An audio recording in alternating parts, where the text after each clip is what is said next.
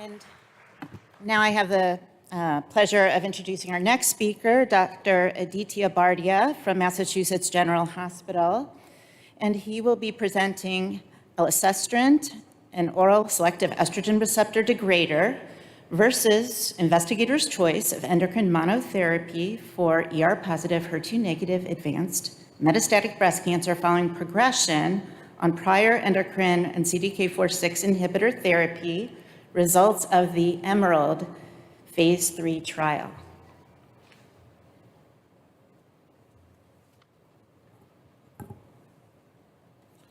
Good morning. Thank you, Dr. DeMichelle. Thank you, Dr. Gradishar. It's my pleasure to be here today. I'd like to thank the organizers.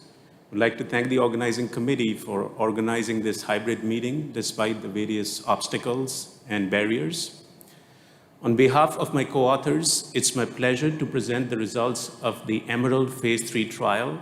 The first phase 3 trial looking at an oral SERD was a standard of care endocrine therapy for ER-positive, HER2-negative metastatic breast cancer. These are my financial disclosures. Endocrine therapy with a CDK4/6 inhibitor is the recommended first-line therapy for a patient with ER-positive, HER2-negative metastatic breast cancer. However, most patients have disease progression due to development of therapeutic resistance, particularly development of ESR1 mutations. Current treatment guidelines recommend sequential use of endocrine therapy till all the endocrine therapy options have been exhausted before moving to toxic chemotherapy. However, standard single-agent endocrine therapy is associated with poor median progression-free survival, about 2 months in the post-CDK4/6 setting, as seen in the Veronica trial. This highlights an unmet need, a clinical unmet need for better endocrine therapy options for patients with ER-positive, HER2-negative metastatic breast cancer. Nearly 2 decades have passed since the last endocrine therapy, fulvestrant, was approved for patients with metastatic ER-positive breast cancer. Elacestrant is a novel selective estrogen receptor degrader that blocks ER and inhibits estradiol-dependent cellular proliferation with higher efficacy than fulvestrant.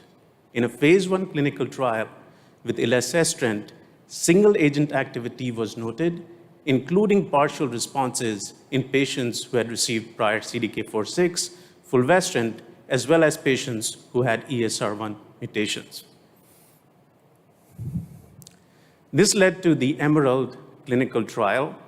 EMERALD is a phase 3 global randomized clinical trial. The first clinical trial to look at an oral SERD was a standard of care endocrine therapy for patients with ER-positive, HER2-negative metastatic breast cancer in the second, third-line setting.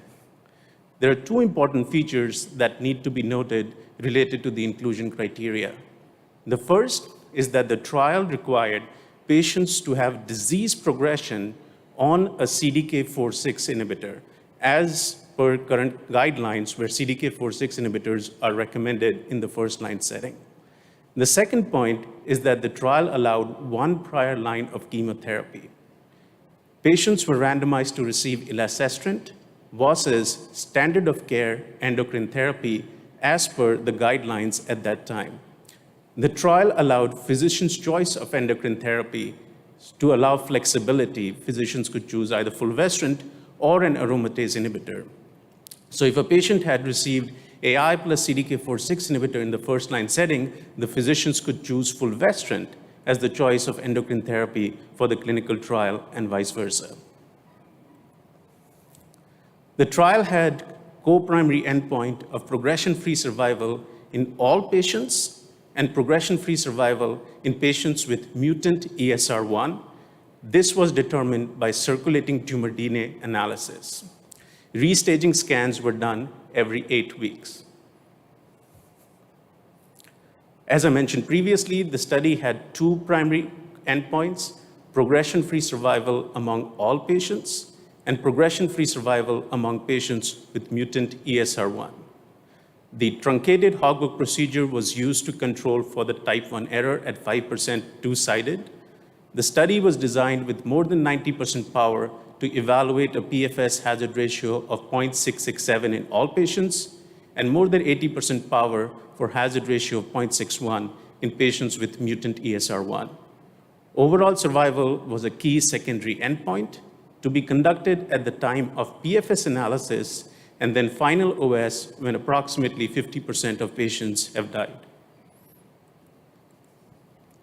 In terms of the patient flow, the trial randomized 477 patients to elacestrant or standard of care endocrine therapy. Majority of the patients, 70%, received fulvestrant as the standard of care endocrine therapy in this clinical trial. Patients continued until disease progression or AE or investigator discretion. Majority of patients in the trial, both in the elacestrant arm and standard of care endocrine therapy arm, discontinued the trial because of disease progression. Discontinuation because of AEs was very low in both arms. This slide summarizes the baseline demographic and disease characteristics. Overall, the various demographic characteristics and disease characteristics were well balanced between elacestrant and standard of care endocrine therapy arm. Median age, gender, ECOG performance status.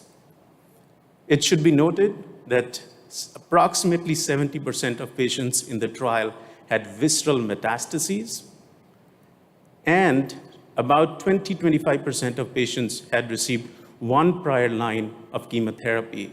So it represents a patient population with aggressive tumor biology. Now moving on to the main results. The study was positive. It met its primary endpoint, progression-free survival by independent review committee. In the Kaplan-Meier curve, the progression-free survival with elacestrant is represented in green, with standard of care endocrine therapy in blue. Elacestrant was associated with a 30% reduction in risk of progression or death in all patients with ER-positive, HER2-negative metastatic breast cancer. This corresponded to a hazard ratio of 0.69 and was statistically significant.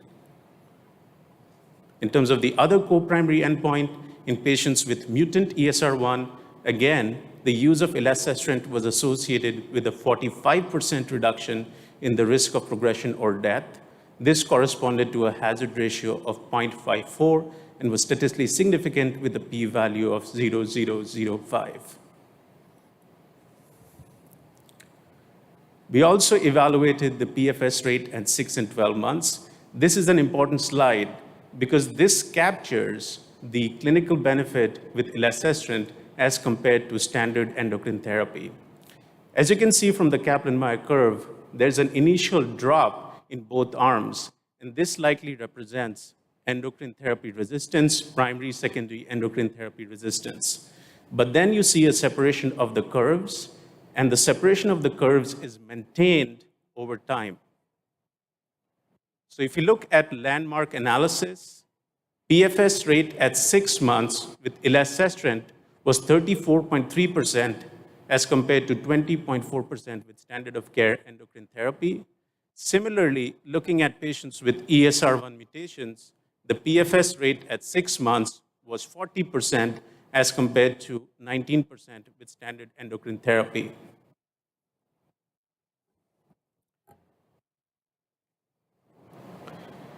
In terms of looking at PFS rate at 12 months, you can go back one slide.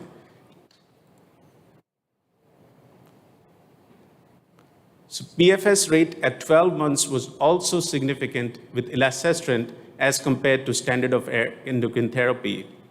And this highlights that in the endocrine sensitive group, the benefit with elacestrant is much higher as compared to fulvestrant and other standard endocrine therapy options.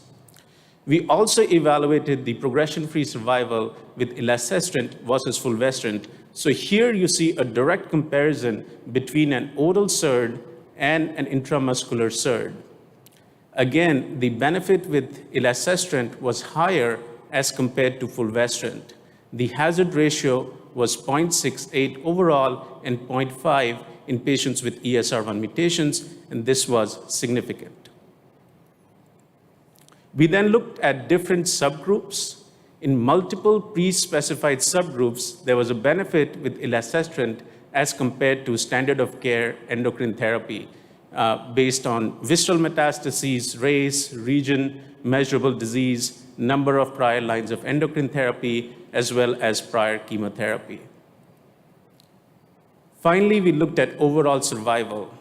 As you can see from the Kaplan-Meier curves, there was a trend in favor of elacestrant as compared to standard of care endocrine therapy. The hazard ratio was 0.7 for all patients and less than 0.6 for patients with ESR1 mutations. It should be noted that these are interim analyses. The final analyses with mature data is expected to take place in late 2022, early 2023. In terms of safety, majority of patients had at least one treatment emergent adverse events, more than 90% of patients. The incidence of grade 3 or grade 4 treatment-related AEs was low in single digits. Treatment-related AEs leading to discontinuation of elacestrant or standard of care endocrine therapy were infrequent in both arms, and there were no treatment-related deaths in either of the groups. In terms of the type of AEs, the number one side effect seen with elacestrant was nausea. 35% of patients receiving elacestrant had nausea. The incidence of grade 3-4 nausea was 2.5% with elacestrant. Other AEs like fatigue or arthralgias or hot flashes, they were pretty much similar between elacestrant and standard of care endocrine therapy. In this trial, no ocular toxicity or cardiac toxicity was noted with either elacestrant or standard endocrine therapy. So in conclusion, elacestrant is the first oral SERD that has demonstrated an improvement in clinical outcome as compared to standard of care endocrine therapy in a phase 3 clinical trial for patients with ER-positive, HER2-negative metastatic breast cancer. There was a 30% reduction in risk of progression or death in all patients, 45% reduction in patients with mutant ESR1. The higher PFS rate at 6 and 12 months with elacestrant was a standard of endocrine therapy is an important observation. Results with elacestrant versus fulvestrant were also consistent. Overall, elacestrant was safe, well tolerated, and the side effect profile was consistent with other endocrine therapies.